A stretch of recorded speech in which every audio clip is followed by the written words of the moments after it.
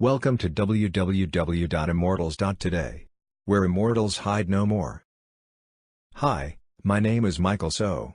I will try to solve one of the most confusing questions that we are normally posted by other fellow Christians.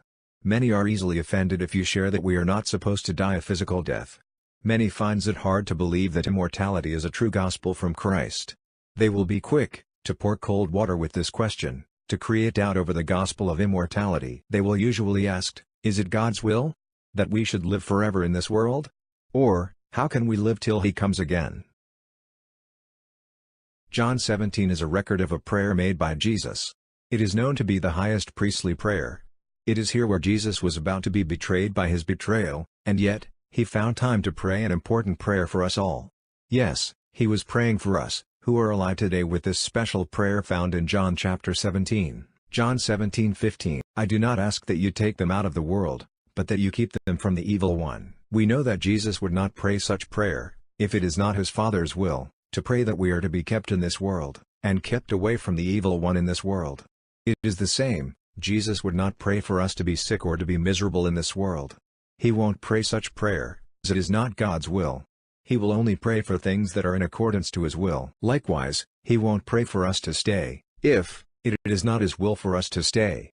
Are you convinced now, that it is His will that we stay on in this world? But some of you may say that Jesus at that time was only praying for His disciples that were with Him. Is this true? What do you think? Think again. Jesus was not praying to the Father, that the disciples are not to be taken away only. But He prayed for all of us, who believe in Him through what the disciples wrote about Him as recorded in John 17:20, I do not ask for these only, but also for those who will believe in me through their word. You and me, rat the Bible. The very fact that we believe in Jesus through reading the Gospel, wrote by the disciples, qualifies us to be included inside this priestly prayer of Jesus. Do you not think so? All the 12 disciples that He prayed for died a tragic death, except for John. Many believe that John died of old age in Patmos Island. Historians can confirm with certainty on how and where the disciples died, except for John. Caesar Domitian had John plunged into a hot vat of oil in front of the Colosseum. But John survived. John is prophesied to preach again to many people, tongue, nations and kings in Revelation 10:11. This strongly suggests John is still alive as of today. But what do you think? What is your spirit saying to you? Is it just rumors? Am I presumptuous? Or am I just been a plain Peter, the king of rumors here? What did Peter do to deserve to be labeled as a king of rumors? Peter started a rumor, which is found in John 21:22, that John will not die but will remain alive till Christ comes again.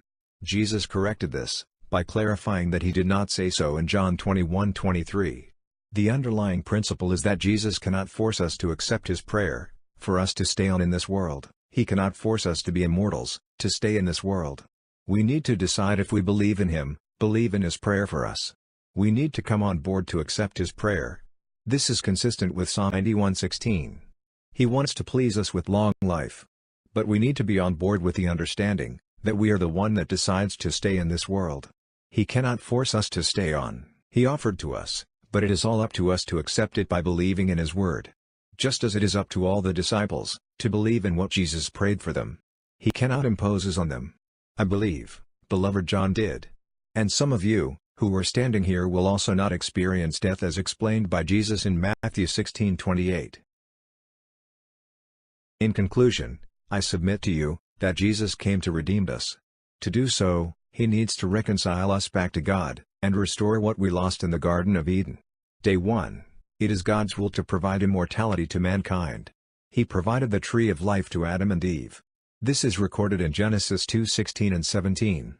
If it is not God's will to give us immortality, there would not be any tree of life in the Garden of Eden, that they can reach out and eat and live forever. Adam and Eve lost the gift of immortality when they sinned, by eating from the tree of knowledge. The very existence of tree of life reconfirmed that it is indeed His will to provide to us immortality.